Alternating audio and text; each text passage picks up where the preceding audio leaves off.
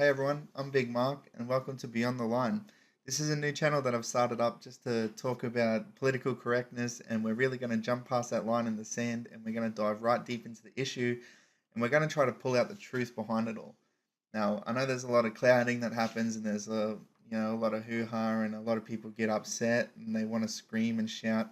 So the idea of this is to really cut deep, get right into the issue. So keep an eye on this channel, and hopefully over time it'll evolve and grow. Like, I'm still only new to this, so it's going to take me a little while to work out the kinks, but hopefully we can grow this into something good. So today I want to talk about Pepsi. So Pepsi came out with a new advertising campaign trying to be progressive and bring people together with the wonderful taste of Pepsi. Well, didn't that backfire? After that ad showed protesters coming together and sharing a Pepsi with the police, people were outraged at how this ad was insensitive to the issues the protesters faced. It even went as far as to call for a boycott of Pepsi. Now, this story wouldn't be complete without this being a race issue, with people on Twitter even saying, again, the white man profits of the struggles of black people. I think the advertising director for Pepsi might be in some serious hot water after this. Now, we need to consider the real victim in the situation. Kris Jenner came out and thanked Pepsi for having Kendall Jenner be the face of their company and was excited to see the new ad. Well, I guess she really wished this didn't air after this controversy. So now let's talk about what's happening here.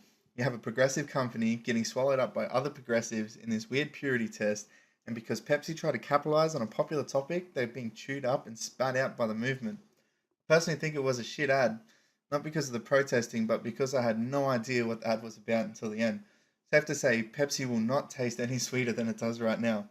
But how did this become a race issue? Well, it's quite simple. If you look at how Pepsi made it's because everything becomes a race issue. You can't have a conversation about anything without it being a race issue. You can be as left wing as Canada, and their government will still make laws against racism. It's the current trend right now that if someone disagrees with you, it's a race issue, or it's the current popular ist of the day. Now, everything is evolving, and as politics keep growing, it seems like more and more young people are getting involved.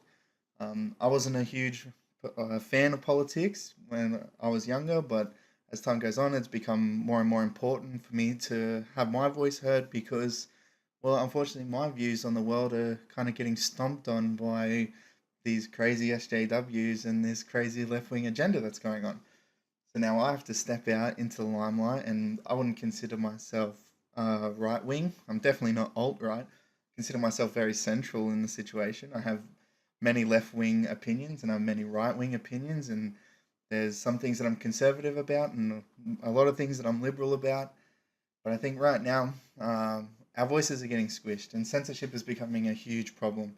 These people are screaming at the top of their lungs about hate speech and about how criticizing ideologies has become almost illegal. They're trying to push for laws to silence us. So it's time that we all come together and we all stood up and we talked about this.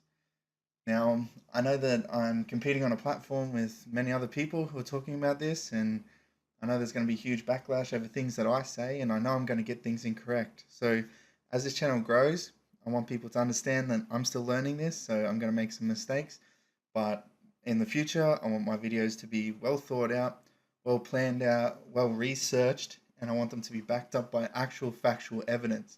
That's why it's called Beyond the Line, because I'm going to go beyond the first line of the mainstream media and I'm going to dive in deep, do some real investigative journalism into some issues, and see what truth I can really pull out. So that's my ideas. That's all I have for today. So go ahead, leave some comments with some criticism. I'm just starting, so I'm going to need all the help I can get. And hopefully you guys will like or subscribe, and I'll see you in the next video. Thanks.